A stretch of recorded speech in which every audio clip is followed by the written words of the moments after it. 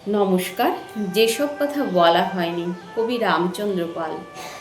যেসব কথা বলা হয়নি কারো কাছে এই এতদিন, সেসব কথা বলতে এলো এই পাগল এই বসন্ত দিন।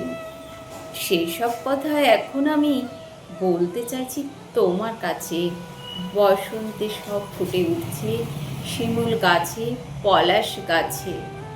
বলার চেষ্টা করতে করতে যখন আমি থাকবো না আর, এই বসন্ত থাকবে সেদিন, সেই অপূর্ণ সব হাহাকার।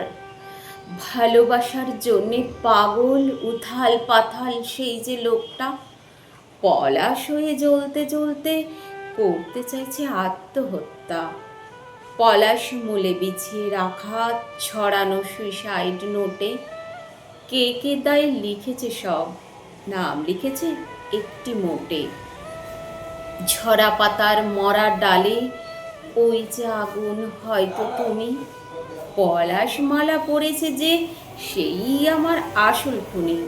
সে নামটি কার যায়নি জানা, বলেও যায়নি স্পষ্ট করে।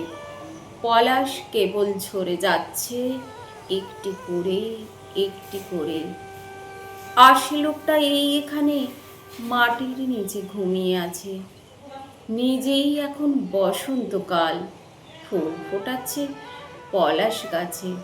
নমস্কার।